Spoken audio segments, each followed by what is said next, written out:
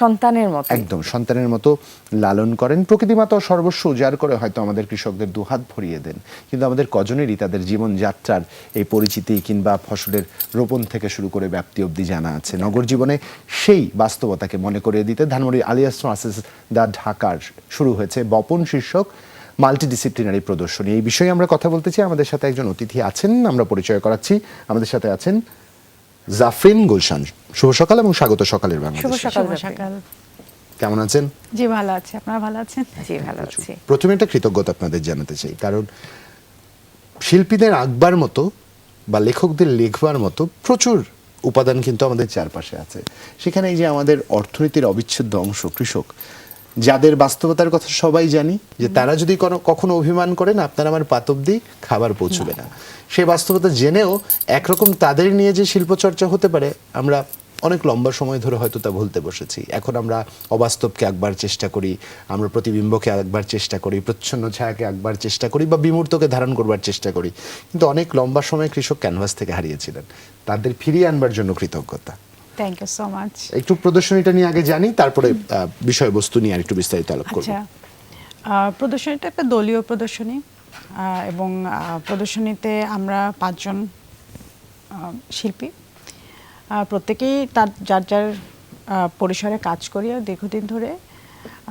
তো আমরা এর মধ্যে আমরা 3 জন আসলে একটা একই প্রতিষ্ঠানে কাজ করি, ফলত আমরা আলাপ করছিলাম যে আসেন আমরা একসাথে করে, যেহেতু একসাথে কাজ করি এবং আর্টিস্ট, আমরা একসাথে এক্সিবিশন কেন করব না, আমরা তো আর্ট অর্গানাইজেশনে কাজ করি এবং অন্যের প্রদর্শনী অর্গানাইজ করি। এরকম ভাবতে ভাবতে একসাথে কাজ করার পরিকল্পনা। জাফরিন, সেক্ষেত্রে প্রশ্ন হতেই পারে, খুব স্বাভাবিকভাবে একসাথে কাজ করছেন, ভাবনা একরকম না হতেই পারে। হ্যাঁ, চিন্তাটা কি করে আসলো যে কৃষক বা কৃষকের জীবন নিয়ে? প্রথম চিন্তা ছিল একসাথে প্রদর্শনী করব, তারপরে আমরা ভাবছিলাম যে কি নিয়ে করা যায়, এমন একটা কিছু যেটা আসলে চারদিকে তো খুব বেশি খাবার নিয়ে, ফুড পয়জনিং বা খাবারে অল্টারেশন, হ্যাঁ এগুলো নিয়ে কথা হয়। আর এখন চারদিকে হচ্ছে অর্গানিক ফুড, হ্যাঁ এগুলো নিয়ে যখন অনেক বেশি কথাবার্তা হচ্ছে, আমরাও তো নিজেরাও ফেস করছি, তখন আমরা ভাবলাম যে আসলে আমাদের সবচেয়ে মূল জায়গাটা কোথায় জীবনে, খাবার এবং কৃষি। এভাবে ভাবতে গিয়ে তখন আসলো যে আচ্ছা আমরা কৃষি নিয়ে কাজ করি, যেটা আসলে আমাদের মনে হয় যে কৃষক এবং কৃষি উৎপাদনশীলতার সাথে আমাদের সম্পর্ক, তাদের অবস্থাটাকে আমরা একটু দেখে এবং সেটা কিভাবে আমরা শিল্পে রূপান্তর করতে পারি।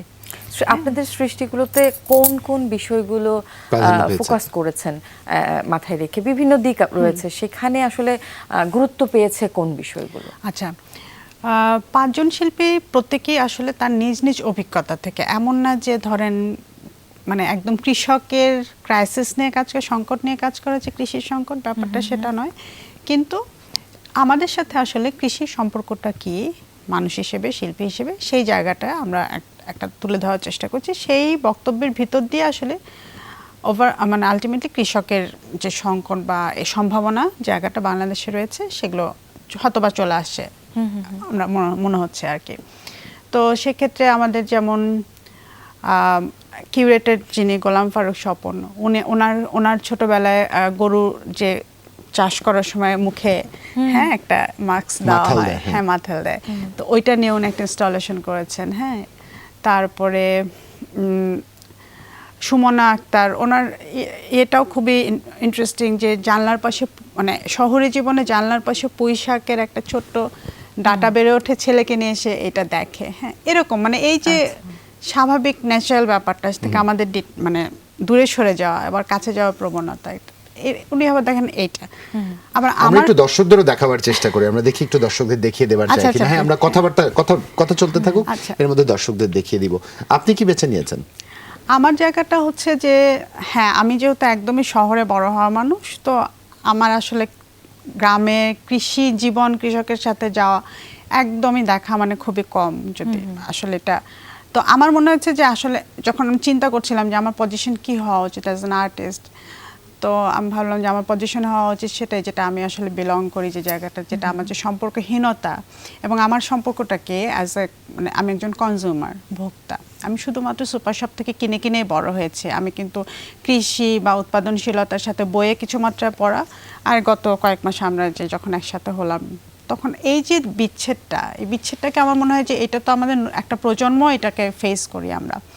হ্যাঁ, যে নিঃসন্দেহে আপনি আপনার কথা বলছিলেন, একটা প্রজন্ম ন্যান্সি বেড়েই উঠছে যারা জানবে যে চাল কোথায় পাওয়া যায়, সুপার শপে হ্যাঁ, শেলফে পাওয়া যায়। হ্যাঁ, আর হচ্ছে মুরগি কোথায় পাওয়া যায়, ফ্রিজে ফ্রিজে পাওয়া যায়। তাই না? তো এইটা সেম ফিলিং আমারও হয়েছে। আমার তখন মনে হলো যে এই প্রশ্নটাই উত্থাপন করা উচিত যে আসলে যে এইটা তো হওয়ার কথা না। দরকার না যে আমাকে কৃষি কাজ করতে হবে, কিন্তু আমার একটা সম্যক জ্ঞান থাকা মনে হয় প্রয়োজন যে আমার খাদ্যটা আমার কোথা পাতে থেকে অন্যটা আসে, কোথা থেকে আসছে এটা অন্তত আমার জানা উচিত। হ্যাঁ, এবং কারা তারা ব্যক্তিরা এবং তাদের পরিস্থিতিটা কি, একজন সচেতন মানুষ বা শিল্পী হিসেবে। বাহ। এইটা হচ্ছে আমার শিল্পকর্মের পজিশন বা আমার কি মানে চমৎকার। আপনি আসলে যেই জুবাইর বলছিল যে বিমূর্ত যে ধারণাটা, যে আমরা যে ধারণাটা থেকে দূরে সরে যাচ্ছি, আমাদের সাথে যে অবিচ্ছেদ্য একটা অংশ রয়েছে কৃষকের সাথে, সেই সম্পর্কটা নিয়ে কাজ করেছেন। হ্যাঁ, কি চমৎকার। আর আর যেই শিল্পীরা আছেন, আর বাকি দুজন কি কি করেছেন? বাকি দুজন নাসির আহমেদ যিনি, উনি কাজ করেছেন হচ্ছে ওনার এক ধরনের চিন্তা হচ্ছে যে মহাবিশ্বেই সমস্ত শক্তি রয়েছে, মহাবিশ্বের আমাদের প্রকৃতির চারপাশে যেখান থেকে আসলে মানে সবকিছুর উৎপত্তি হয়। হ্যাঁ, তো ওনার কনসেপ্টটা এরকম একটু। তো এটা নিয়ে উনি কাজ করেছেন। উনি খুবই ইন্টারেস্টিং। উনি একদম এসির গ্যাস সিলিন্ডার যেটা থাকে কম্প্রেসার, ওইটাকে উনি ট্রান্সফর্ম করেছেন, ওখানটায় বীজের ইয়ে করেছেন। হ্যাঁ, প্রস্ফুটন দেখিয়েছেন প্রস্ফুটন। তো ইনস্টলেশন ধর্মিক ওনার কিছু ড্রয়িং আছে।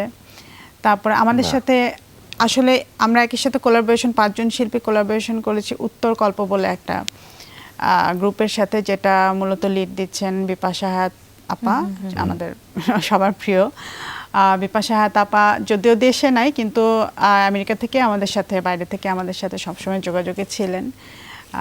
তো ওনার যেমন কাজের চিন্তা হচ্ছে যে এই খাবারটা, উনি আবার একদম ঘরে চলে আসলেন, যে এই খাবারটা যে আমাদের ঘরে চলে আসলো, হ্যাঁ, ডাল পণ্য হিসেবে, সেটাকেও যে এইটার সাথে যে আমাদের সম্পর্ক প্রতিদিনকার একটা, হ্যাঁ, কিন্তু তো যে এই সম্পর্কটা তৈরি করার মূল কারিগর, যেটা বলা হলো মূল কথাটা, যে কৃষক বাঁচলে দেশ বাঁচবে, তাকে কি আমরা বাঁচাতে পারছি কিনা।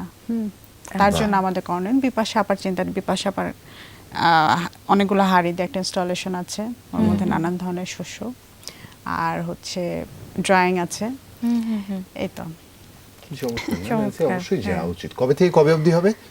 শুক্রবার শুরু হয়েছে। হ্যাঁ, 15 তারিখ পর্যন্ত চলবে। হ্যাঁ, গেলে আমার মনে হয়। মানে আজ যদিও বন্ধ, আজকে বন্ধ, সানডেতে বন্ধ থাকে আলিয়াস প্রসেস, আমরা জানি। আলিয়াস প্রসেস দা ঢাকা লাগালাড়িতে চলছে, বা আলিয়াস প্রসেসে গেলে আপনারা কিন্তু খুঁজে পাবেন। শিল্পী বলা যায়, শিল্পী জাফরিনের কথাই আমরা শুনছিলাম যে কৃষককে বেছে নেওয়ার কারণ আপনি আমাদেরকে বলছিলেন। একটু জানতে চাই যে যখন এই যে কাজ করতে গিয়েছেন, আপনার বিষয়টা ছিল কৃষকের সাথে এই যে আমাদের অবিচ্ছেদ্য একটা সম্পর্ক, সেটা থেকে আমরা দূরে সরে যাচ্ছি, সেই সম্পর্কটাতে নাড়া দেওয়ার একটা বিষয় আপনি নিয়ে কাজ করছিলেন। সেইটা কাজ করতে গিয়ে কি মনে হয়েছে যে এই যে কৃষক থেকে আমরা দূরে সরে যাচ্ছি, আমাদের মূল উৎস থেকে আমরা দূরে সরে যাচ্ছি, সেই জায়গাটাতে আরও কাজ করা যায় কিনা, বা সেই জায়গাটাতে গিয়ে আপনার অনুভূতিটা, আপনার ভেতরকার অনুভূতিটা একটু জানতে চাই। আমার ভেতরের অনুভূতি, আমি কিছু রিসার্চ পড়াশোনার দিক থেকে তো আসলে খুব মানে প্রথমে বলছিলাম, যেহেতু একটা ডিটাচমেন্ট আমাদের প্রজন্মের, ফলত এমন কোনো ইমোশনাল অ্যাটাচমেন্টও নাই, হ্যাঁ, টু বি ভেরি অনেস্ট। কিন্তু যখন পড়তে গেলাম, রিসার্চ করতে গেলাম, তখন দেখলাম হ্যাঁ, সেখানে এক ধরনের বাস্তবতা আছে, এবং সেখানটা অনেকগুলো পয়েন্ট আমি নির্ধারণ করতে পারলাম, যেগুলো যেমন ধরেন আমার মনে হয়েছে যে যেগুলোকে আমি আমার আসলে শিল্পকর্মে রূপান্তর করেছি। আমার 3টা কাজ আছে ওখানটায়, আর্টওয়ার্ক, 3টে ইনস্টলেশন ধর্মী। তো যেমন আমার মনে হলো যে এখানে কোথাও একটা অস্বচ্ছতা আছে, ঠিক স্বচ্ছতা নাই। যখন বলা হয় যে ন্যায্য মূল্য পায় না, এই বিষয়টা যখন এত বছর ধরে চলে আসে, তার মানে তো আসলে নিশ্চয়ই সেখানে কিছু ডাটা এবং কিছু পরিসংখ্যানে তো, হ্যাঁ, এই জিনিসগুলো রিপোর্টে যেহেতু উঠে আসে, হ্যাঁ, তো এটা ঘাটতে গিয়ে আমি দেখলাম যে হ্যাঁ, এখানে অনেকগুলো তল আছে কার্যক্রমের। এই যে গ্রাম কৃষকের হাত থেকে ঢাকায় সুপার শপে আমার কাছে পর্যন্ত, আমার বাসা পর্যন্ত এই চাল, ভাত, ডাল, আলু, পটল আসার যে পুরা প্রক্রিয়া, এখানে অনেকগুলা প্রসেসের ভিতর দিয়ে আসতে হয়। সম্ভবত আমার মনে হলো যে এখানে কিছু অস্বচ্ছ জায়গা তৈরি হয়েছে, কোনো কারণে একটা অব্যবস্থাপনা আছে, যেটাকে আমি আসলে দেখলাম যে এটা আসলে যেখানে অব্যবস্থাপনা থাকে সেখানে এক ধরনের অ্যাগ্রাসন থাকে, না আগ্রাসন থাকে। তো যেমন এই অনুভূতি বা এই পড়াশোনাটাকে আমি তখন বললাম যে আচ্ছা, যেহেতু আগ্রাসন আছে, সেটাকে আমি কিভাবে আর্টে রূপান্তর করতে চাই। কারণ আগ্রাসন একটা খুবই, আমার কাছে মনে হচ্ছে, শক্তিশালী শব্দ, যেটা দিয়ে আমি একজন মানুষকে দ্রুত নক করতে পারি বা তাকে আমি তার কাছে পৌঁছাতে পারে, তার আমি মনের জায়গাটাকে খুব স্বাভাবিকভাবে সহমর্মিতা দিয়ে সহযাত্রী হওয়া যায়, খুব সহজ তার কাছে যাওয়া, তার সাথে মিশতে পারা। হ্যাঁ, আর্টের তো আমরা তো চাই যে আর্ট আসলে প্রশ্নও করুক। তো আগ্রাসনের ওই জায়গাটা আমি নিয়ে তখন একটা জিহবা বানালাম। প্রথমে আমি জানতাম না যে আমি কি করতে যাচ্ছি, আমার কিছু ড্রয়িং করে, স্কেচ করে, তারপর সেটাকে এনলার্জ করা। তো করতে করতে আসলে প্রসেসের ভেতর দিয়ে, আচ্ছা এটা প্রথমে লাল রঙের জিহ্বা ছিল, পরে মনে হলো না, এটাকে কালো দিলে বোধ হয় বেশি, বিকজ কালো তো আমরা জানি যে সব রং শুষে খায়। তো সম্ভবত এই অব্যবস্থাপনার কাজই হচ্ছে যে আসলে এইভাবে কিন্তু আসলে ভাগ্যটা শুষে খাওয়া। কি চমৎকার! এইভাবে আসলে আপনি যে দূরত্বটা ফিল করেছেন, সেই দূরত্বটাকে আবার ঘুচানোর চেষ্টা করেছেন আপনার সৃষ্টিটা দিয়ে। যে প্রথমে লাল হলো, তারপরে আবার কালো হলো, এই যে একটু একটু করে বুঝতে, এটা হচ্ছে আমার জার্নি। হ্যাঁ, তারপরে আপনার পরিণত হওয়ার প্রক্রিয়া। হ্যাঁ, আমার পরিণত হওয়ার প্রক্রিয়া। তারপরে একদম আমরা ইয়েতে গিয়ে পেছনে খড় লাগিয়েছি, যাতে আরো বেশি কানেক্ট করা যায়। কিভাবে মানুষকে তো কানেক্ট করতে হবে, একটা শিল্পের কাজ তো মানুষের কাছে যাওয়া, কানেক্ট করা, না কোনো অনুভূতি দিয়ে হোক, তথ্য দিয়ে হোক, দৃশ্য দিয়ে হোক, হ্যাঁ, ইমেজ দিয়ে হোক। তখন খড় লাগিয়েছি, তারপরে নিচে গম ছিটিয়েছি, জিভার আগায় কিছু পিন দিয়েছি। এটা যেমন একটা আগ্রাসন বলে যে কাজটা। আর একটা কাজ যেটা একদমই খুবই স্পন্টেনিয়াস ছিল, সেটা হচ্ছে আমাদের বাসায় অনেক মিষ্টি আলু ছিল, যেগুলো গাছ হয়েছে।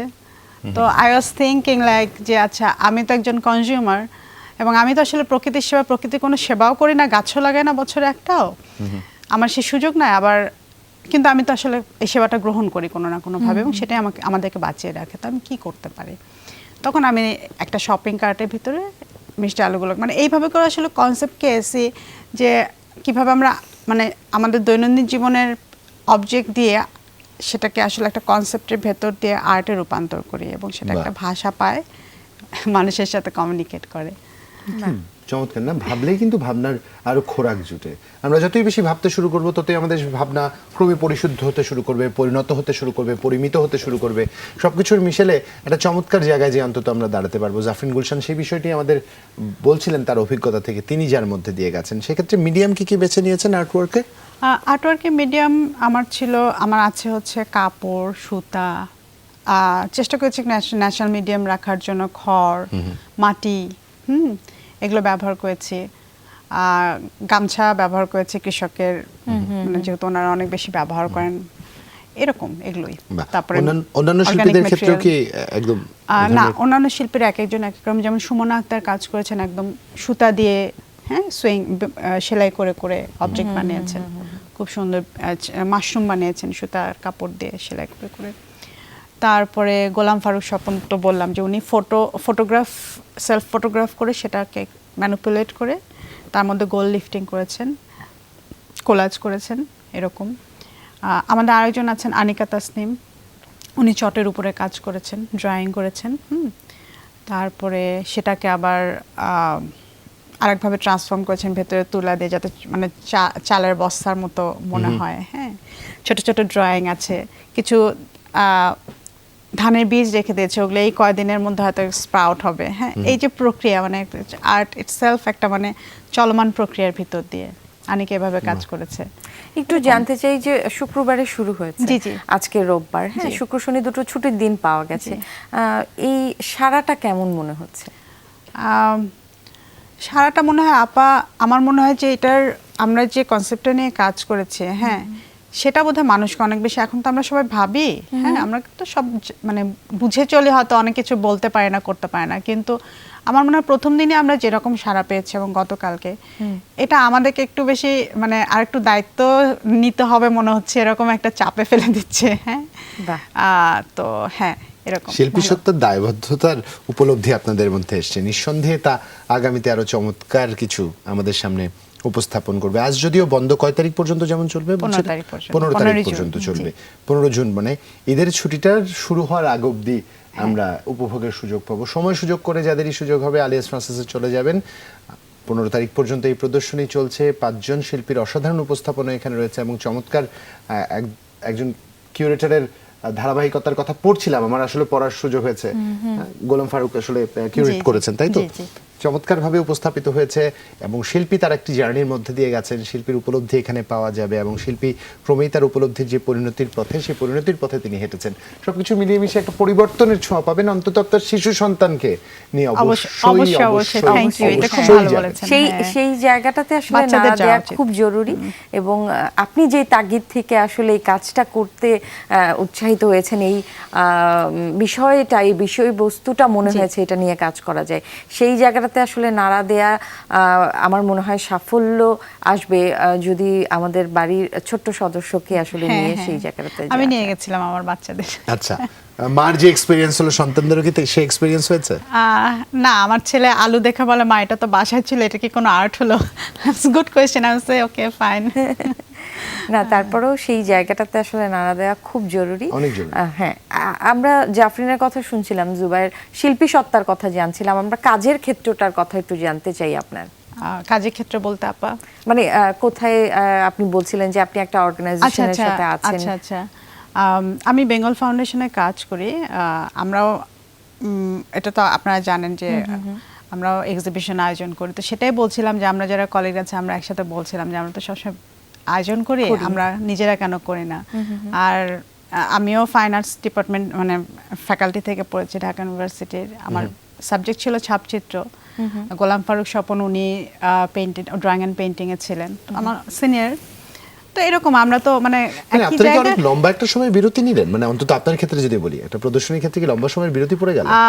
আলিয়াসের জন্য লম্বা সময়, কিন্তু আমার প্রতি বছর কিছু না কিছু কাজ করা হয়েছে। আচ্ছা। হ্যাঁ, না, সেক্ষেত্রে ইনস্টলেশন ভিত্তিক নাকি গত painting? বছর যেমন একটা কমিউনিটি বেসড কাজ করেছিলাম, হ্যাঁ সেটাও ইনস্টলেশন ধর্মী ছিল। না। আর কলাকেন্দ্রে কিছুদিন আগে একটা এক্সিবিশন অ্যানোনিমাস, ওখানে অবশ্য প্রিন্ট মেকিং এ আমি যে সাবজেক্টে পড়েছি সেই সাবজেক্টে। সেক্ষেত্রে একজন শিল্পী সত্তার উদ্ভবটা জানতে চাইবো। প্রথম থেকে কি শিল্পী হতে চেয়েছিলেন? শুরুটা কি করে হলো? ও ওকে, শুরুটা হলো মানে হ্যাঁ আমি আসলে ছবি আঁকাতেই পড়তে চেয়েছিলাম সবসময়। সেটা সেই জায়গাটা যখন পড়তে চেয়েছিলেন, ছবি আঁকা আমাদের বাংলাদেশের প্রেক্ষিতে দেখা যায় ছবি আঁকাটাকে সাইড হিসেবেই নেওয়া হয়, বলা হয় যে কোথায় চাকরি করবা বা বিজনেস করবা নাকি কি করবা, সেইখানটাতে আসলে ছবি আঁকতে চেয়েছেন, শিল্পী হতে চেয়েছেন, সেটাতে পরিবার বলেন বা সবকিছু মিলে সামাজিক চাপ, সেটা কেমন ছিল?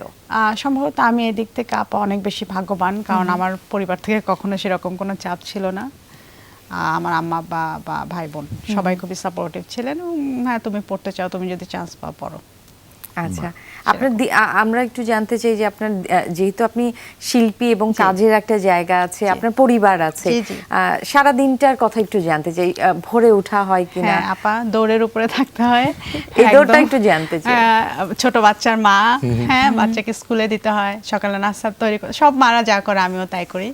আর্টিস্টের জীবনে অন্য কোনো পরিবর্তন নেই? না, ওই ব্যতিক্রমী কিছু জায়গাটাতে নেই? পরিবর্তন নেই, একটাই পরিবর্তন যে হ্যাঁ যেহেতু একটা প্যাশনের জায়গা আছে, সেটার জন্য আমাকে একটু বাড়তি খাটতে হয়। আচ্ছা, সেই খাটনিটা কি দিনের শুরুতে হয় না শেষে?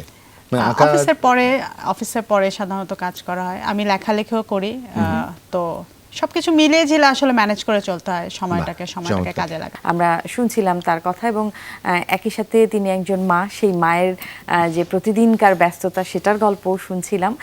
একটু জানতে চাই, বিরতিতে যাওয়ার আগেই বলছিলেন আপনি লেখালেখিও করেন, এই লেখক সত্তার কথাটা একটু জানতে চাই। আচ্ছা, আমি অন্য কোনো মানে সাহিত্যিক অর্থে লেখালেখি করি না, সাহিত্যিক নই আসলে, কিন্তু আমার লেখালেখি জায়গাটা হচ্ছে আর্ট রিভিউ বলা যেতে পারে এক ধরনের। আচ্ছা। সেক্ষেত্রে আমরা ক্রিটিকও কি বলতে পারি, নাকি কঠিন হয়ে যাবে ইট কথাটা? ডিপেন্ডস অন আসলে কে কিভাবে দেখে। আমি নিজেকে ক্রিটিক বলি না, আমি মানে নতুন ভাবে দেখার চেষ্টা করি। এখন এখানে কিছু ক্রিটিক্যাল অ্যানালিসিস তো অবশ্যই থাকে বা রাখার চেষ্টা করি। আপনার ভাবনাটা তুলে ধরেন। হ্যাঁ, এক্সিবিশন দেখে সেটা এক ধরনের ইন্টারপ্রিটেশন বা আর্টিস্টের সাথে কথা বলা। লেখালেখিটা স্টুডেন্ট লাইফ থেকেই করেছি। তখন প্রথম দিকে আমার ইচ্ছা ছিল যে আসলে ছবিকে বুঝতে হলে ছবি দেখতে হবে এবং লিখতে হবে।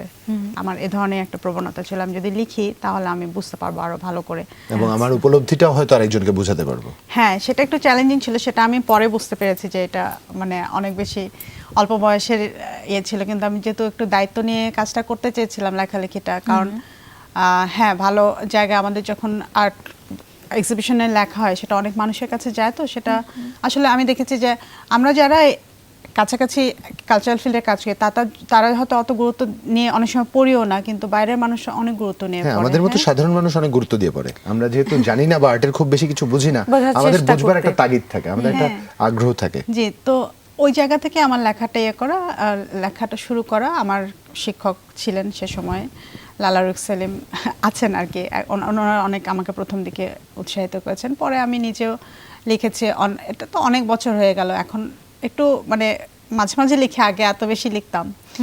তো এটা আমাকে শিখিয়েছে কিভাবে আর্ট দেখতে হয়, প্রচুর পড়াশোনা করতে হয়েছে এজন্য, লেখাকে ডেভেলপ করার জন্য অন্যদের লেখা পড়তে হয়েছে, এই আর কি।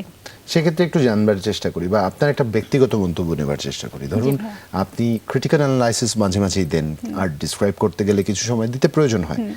আপনাদের এক্সিবিশন বা বপন নিয়ে যদি একটা ক্রিটিক্যাল অ্যানালাইসিস আমরা শুনি ছোট্ট করে, কি হবে তা? বপন নিয়ে ক্রিটিক্যাল অ্যানালাইসিস বলতে বপনের সবচেয়ে ক্রিটিক্যাল অ্যানালিটিক্যাল জায়গাটা হচ্ছে এটা খুবই সময় উপযোগী একটা চিন্তা। কিন্তু আসলে সময় উপযোগী চিন্তা হলেও হ্যাঁ, মানে আমরা যেমন চেষ্টা করেছিলাম যে এখানে এমন কিছু ভাবে আমরা ছবিটা মানে আমাদের আর্টওয়ার্ক উপস্থাপন করবো যেটা বাংলাদেশের উপাদানের কথা, বাংলাদেশের কথাই বলে। হ্যাঁ, আমাদের ছবি দেখলে যেন বোঝা যায় যে হ্যাঁ এটা বাংলাদেশেরই প্রতিনিধিত্ব করে। হ্যাঁ, বাংলাদেশেরই আঙ্গিক ফর্মগুলো বাংলাদেশি। সেটা কতটা হতে পেরেছে আমার মনে হয় যে এটা একটু ভাবা যেতে পারে, কারণ অনেক বেশি ফিউশন হয়েছে আসলে মেটেরিয়ালের জায়গা থেকে। এছাড়া তো আমার মনে হয় যে হ্যাঁ আরো অনেক কিছু করার এখানে সম্ভাবনা ছিল। হ্যাঁ, যেটাকে বলা যেতে পারে যে হ্যাঁ, আমরা যেমন যদি বলি যে আসলে তো এই প্রদর্শনী দেখে কৃষকের কি হবে, হ্যাঁ সেটা জানি না আসলে। হ্যাঁ, কিন্তু মানুষ হিসেবে বা শিল্পী হিসেবে আমাদের যে দায়িত্ব, সেই জায়গা থেকে কাজটাকে দেখা যেতে পারে। বাহ, চমৎকার। ছোট্ট করে কিন্তু অনেক কঠিন কঠিন কিছু কথা বলে ফেললেন, এবং আত্ম উপলব্ধি এবং আত্মসমালোচনা হয়ে গেল একটা বিশাল বড়। একজন শিল্পী সত্তার জন্য এটা খুব গুরুত্বপূর্ণ, কারণ এই সমালোচনার মধ্যে দিয়ে একটা নতুন কিছুর উদ্ভব হয়। সেক্ষেত্রে একটু জানবার চেষ্টা করি, এক্সিবিশনটা কি হলে সফল বলে মনে হবে? ঠিক কোন পর্যায়ে বা কোন মাইল ফলকটা ছুঁতে পারলে মনে হবে যে না, এবার হয়তো আমরা যে উদ্দেশ্য নিয়েছিলাম সেই উদ্দেশ্য চমৎকার হয়েছে, বা সেই উদ্দেশ্যের কাছে যে আমরা পৌঁছতে পেরেছি? প্রাথমিকভাবে উদ্দেশ্য হচ্ছে যে আমরা আমাদের খুব মানে আমাদের যে চিন্তাটাকে একটা রূপায়ণ দিতে পেরেছি, একটা রূপে উপস্থাপন করতে পেরেছি দর্শকের কাছে। সেই জায়গাটাতে আমার মনে হয় এটা একটা কিছুটা সফল, কারণ প্রত্যেকে যে যার জায়গা থেকেই কাজ করেছে কিনা চিন্তার জায়গাটা খুব পরিষ্কার। পাঁচজন শিল্পীরই তাদের পজিশন, এটা হওয়াটা খুব, শিল্পীদের জন্য এটা হওয়া খুব জরুরি যে আমি কি ভাবি এবং আমার আর্টওয়ার্ক কি বলে, এই দুটার মধ্যে একটা সম্পর্ক থাকাটা জরুরি।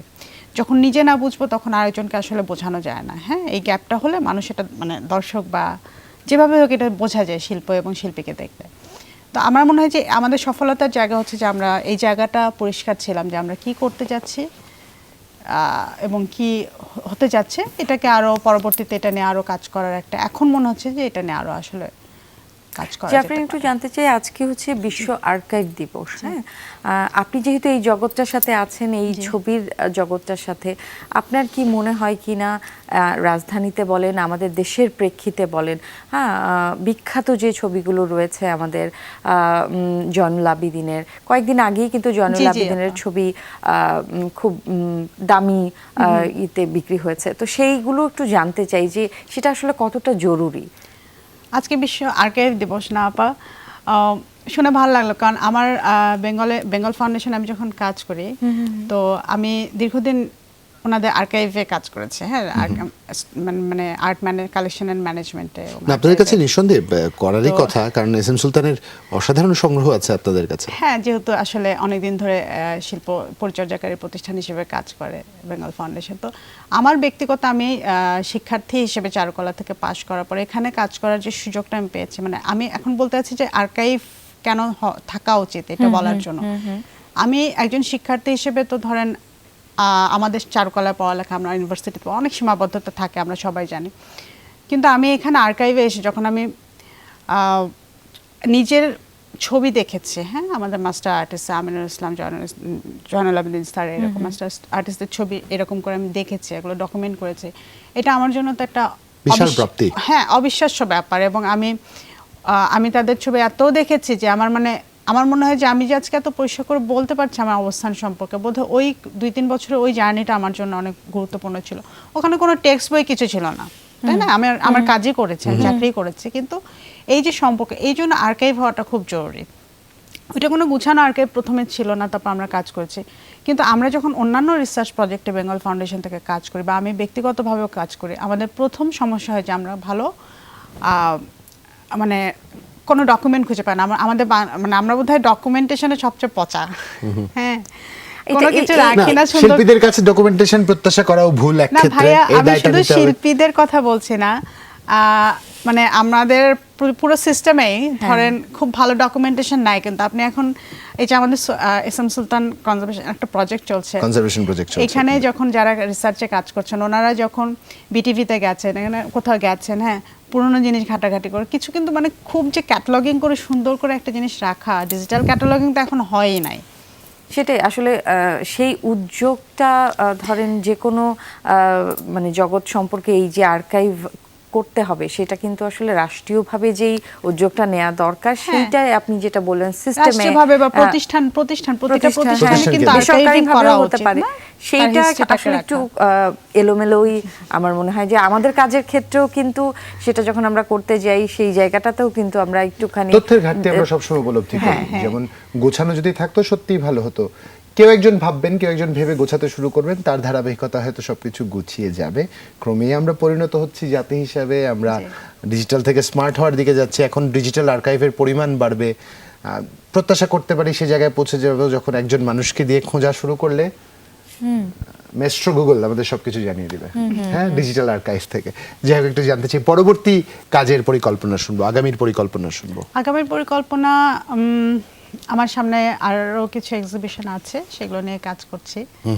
তো হ্যাঁ, ওই যে বললাম, ইনস্টলেশন ভিত্তিক নাকি এবার আঁকাআঁকি দেখবো আমরা? আঁকাআঁকি ইনস্টলেশন 2 ধরনেরই কাজ করছে।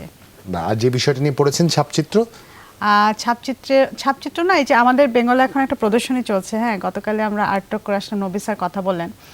তো ছাপচিত্র বিষয়টা না অনেক বেশি কৌশল কেন্দ্রিক, হ্যাঁ, একটা মেশিন লাগে, একটা স্পেস লাগে, অত সহজ মানে একদমই না। সহজে মানে আর্টিস্ট চাইলেই করে। যদি আমার ওখানে মানে আমি ওখানে পড়াশোনা করেছি, আমার স্পেশালাইজেশন ওখানে, কিন্তু আমি চাইলে আমার স্টুডিওতে বসে ছাপচিত্রে কাজ করাটা, বা আমার যে মাধ্যম পছন্দ, হ্যাঁ, এসিড লাগে, অনেক কিছু লাগে, অনেকগুলো ধাপ আছে। আচ্ছা, এটা আসলে সহজে করা যায়, এটাকে কোনো একটা জায়গায় মানে একটা নিজের ল্যাব লাগে, নিজের স্টুডিও লাগে, স্টুডিও লাগে আসলে। তো হ্যাঁ, ছাপচিত্রের কাজ বোধহয় এই দফায় জানি না করতে পারবো কিনা, ইচ্ছা আছে যদি কিছু করতে পারি। স্বপ্ন দেখেন?